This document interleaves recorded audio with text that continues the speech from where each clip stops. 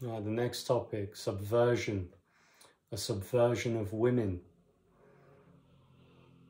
And I'm sure there'll be some women watching this going, who's this guy and what's his right to talk about all this? Well, God gives me the right.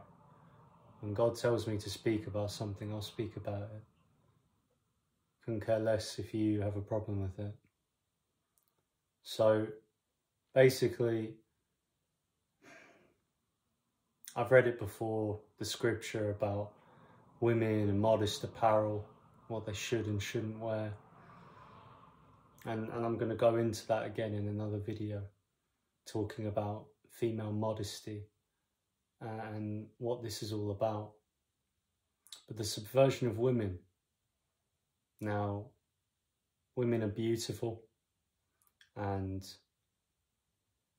you know, I think God did a good thing when he made them. He looked at Adam and he went, it's not good for man to dwell on his own.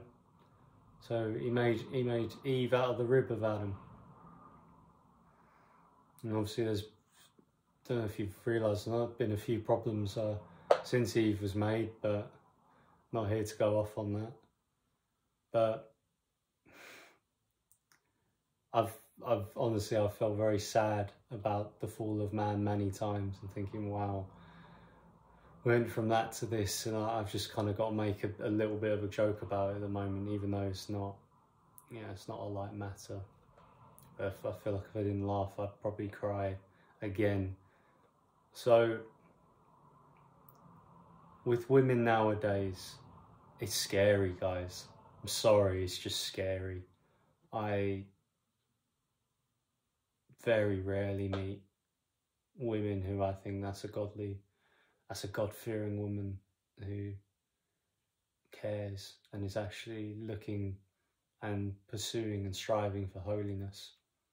A few Indian women at my church, yeah, I would say so. And we're all on journeys, of course, but it says, like, in the scriptures, to pursue peace with all men and holiness, without which we won't see God. So holiness is a big aspect of all of this. So we've got to pursue it, we've got to desire it. And I see women nowadays, plain and simple, women are being taught to behave like whores. Just being taught to dress like prostitutes and disgrace themselves. And are taught to basically manipulate men to get liked. And women have been taught this for a long time. Go study Jezebel, you know, she goes and paints her face the second, was it Jehu goes into the area and whatever, she sees him from the tower, goes paints her face. Women have been trying to use their looks to dominate people for a long time. I'm not even just talking about that, but there is some pure delusion with a lot of women, especially young women going about nowadays, with regards to men and what they think male and female relationships are about, and friendships as well. I'm going to give two examples of where the penny dropped with two girls who I know. One was nearly 6 years ago now. Yeah, nearly 6 years ago. I was very blunt, and I'm not saying I was living the best Christian life at this point, because I wasn't.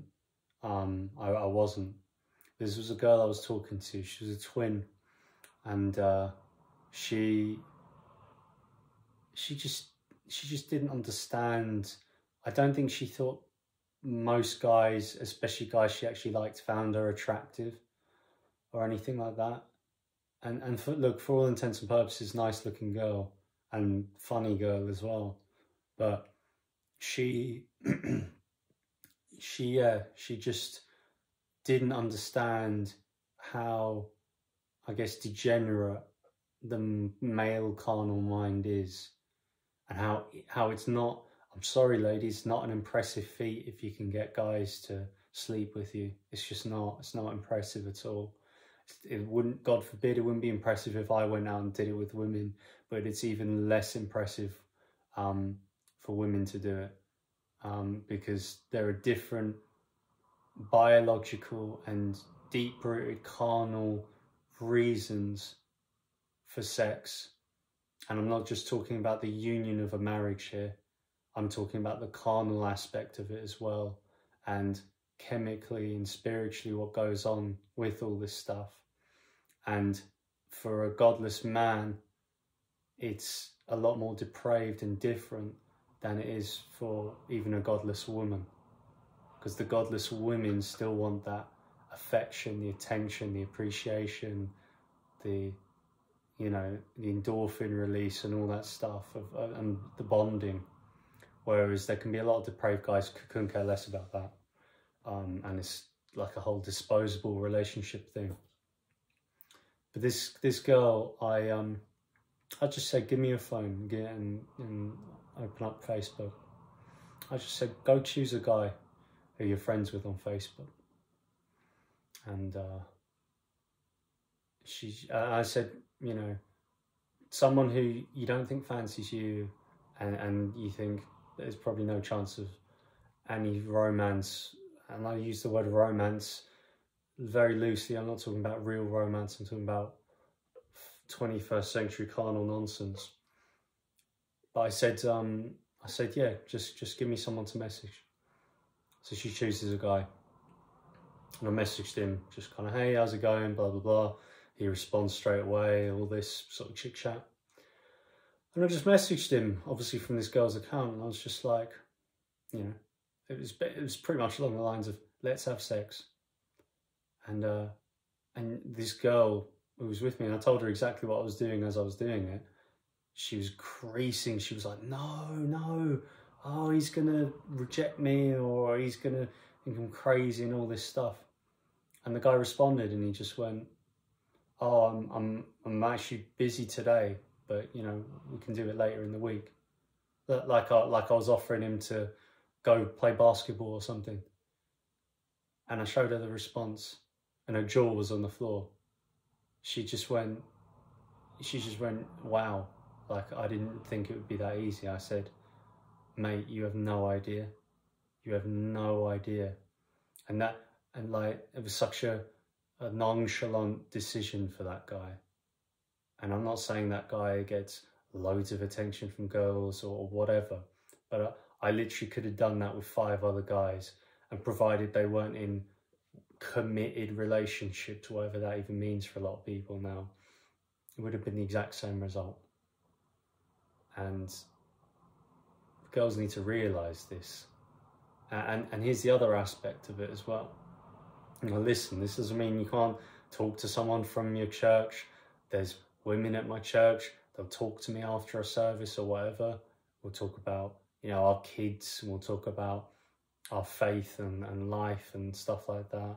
Some of them might text me like scriptural verses and stuff like that. But it's not really anything more than that. And there's people I talk to on Discord and stuff as well with ministry work. But another girl I was talking to, this was last year, and there were 2 kind of big epiphanies for her in this conversation. She was talking about this guy, and who she was messaging and all of this. And it was either me or someone else. We just outright said to her, we were just like, do you find the guy attractive? And she went, yeah. And then we were asking, like, is he a Christian, this, that, and the other? And she was like, no. And I just said, well, what's the point then? And she was like, oh, we're just friends, this, that, and the other. And I said, does he see you like that? As just a friend? And I think she said, oh, I don't know. And I said, so what's he getting out of this then? And she was thinking about it. And I just said to her, and there was other girls in the call at this point, and I said to her, I just said, why is this guy talking to you? And I wasn't saying this to put her down.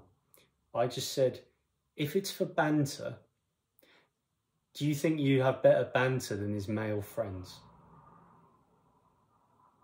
And she just went, no, and the penny was dropping.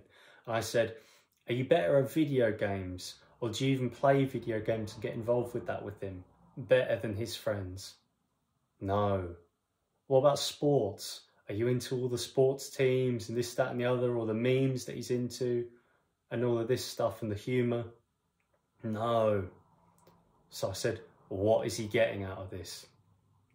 And she was just like, she was completely floored.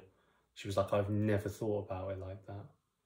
And I said, you better start thinking about it like that, because that's the fundamentals of it. I'm sorry. I'm not saying girls have no innate value. I'm not saying girls and guys can't talk. And there should be some sexually segregated society, which nowadays would make no sense because they can't even define anything. Yeah, they want to give definitions to non-definitions. But, like, women need to realise that you are most likely not funnier than these guys. You're most likely not more innovative.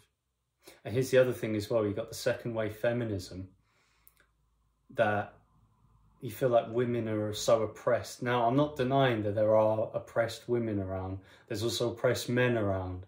But the oppressed women seem to get more of the spotlight. Whole different matter. But it's so much more easy to get the sympathy vote for a woman than it is a man nowadays. And listen, honestly, who cares? As a Christian, who cares?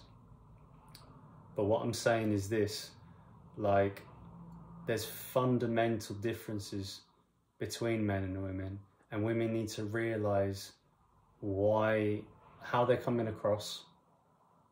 It says in that verse in Timothy about shamefacedness and sobriety.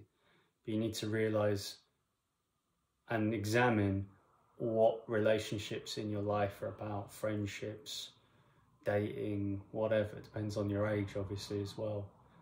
But you need to understand all of these things. I did have something else in my mind. I seems to have slipped it for the time being. Maybe I wasn't supposed to bring that up today. So, look, praise God if that is the case. I wasn't meant to bring it up.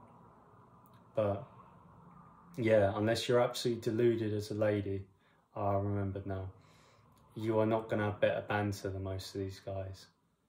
You're not going to have better jokes. You're not going to have better knowledge of football or be better at video games. So why are they looking to hang out with you?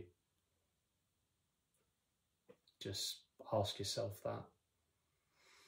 And going back to the female oppression thing, God has designed it that man will work the land by the sweat of his brow until the end. Until the end, when Christ returns, this is how it's going to be. And there's been a subversion in society of male-female dynamics and roles. And I noticed the best aspect of this when Carabo and I lived in the woods. And I was going out chopping wood, gathering stinging nettles, sorting out fires, this, that and the other. I was like, it was just natural. It was just natural. I was like, this is right. And then she'd be sorting out stuff around the tent area and all that. Like, there was just more clear roles there. Whereas me being a guy, you know, unless I've got a big garden, which I don't, unless I've got a big garden and cars to wash and a lawn to mow and hedges to trim and stuff like that, you know, I'm not too useful. I can hoover and stuff like that, I can iron clothes, but that's not my domain. And I don't think that's most men's domain. Yeah, maybe I'll get a load of abuse. But here's in the comments. But here's another factor, and they get held for review anyway, so go for it. But here's the other aspect of it. Like, I'm looking in a room right now, and there's a bunch of toys, there's some bricks, there's wallpaper, there's lights, there's couches, there's shoes, socks, loads of stuff.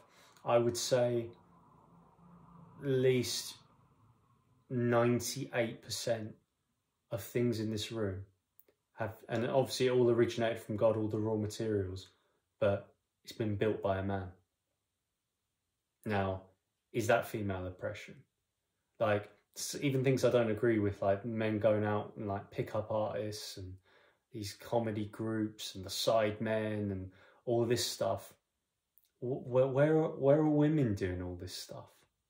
Women will do like working in the nursery, the secretaries, the makeup tutorials, and some of the more degrading stuff. I'm not saying those previous things are degrading, I'm talking more like the adult industry and stuff like that. But women aren't going out and doing all these things. And it's not a case of female oppression.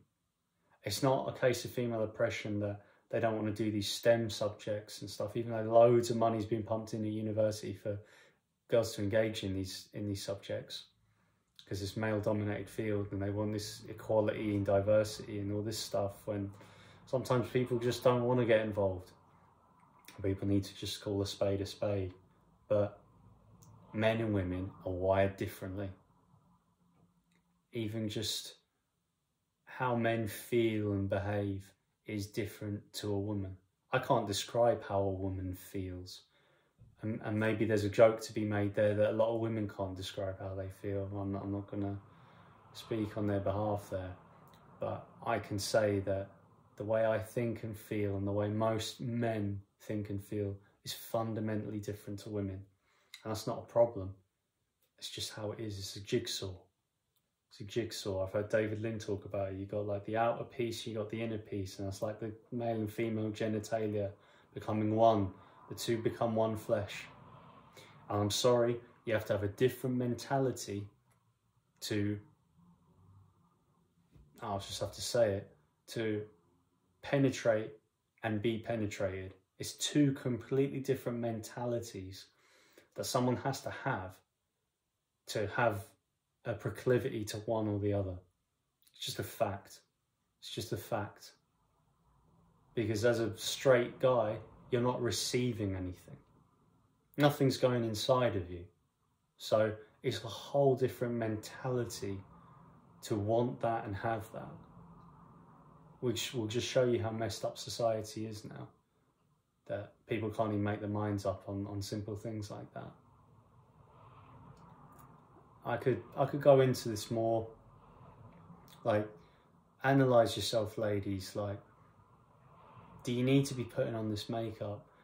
You know, do you need to be going against the scriptures and wearing the gold and the pearls and the costly clothing and the braided hair? Like, do you need to be doing this when the scriptures say don't?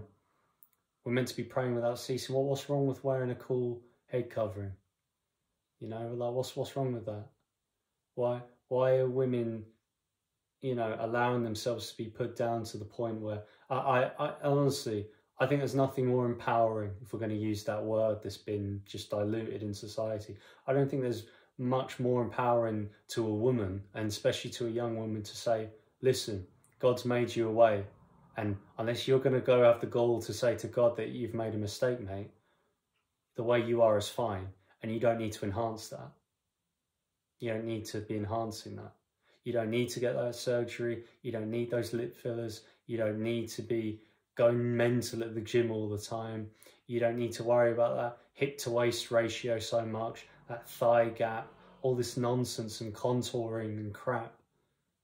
God didn't make a mistake when he knitted you together in your mother's womb. So it's a slap in the face to God, guys, to go, God, you need to make me this, that, and the other. And listen, guys, this is stuff that God's been working on with me as well. All this stuff with vanity and pride and looking at ourselves too much and worrying about how we look too much. Like, I had a six-pack at the age of like 6 or 7 from doing karate as a kid, which I've renounced because karate is demonic. And basically, I, you know, wanted to have that, and I always made sure I was in certain shape and whatever.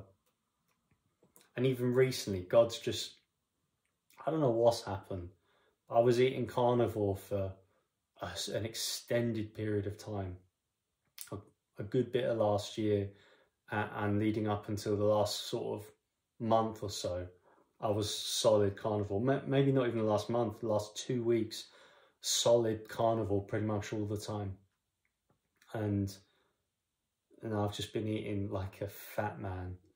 And it's like God's been telling me to rest.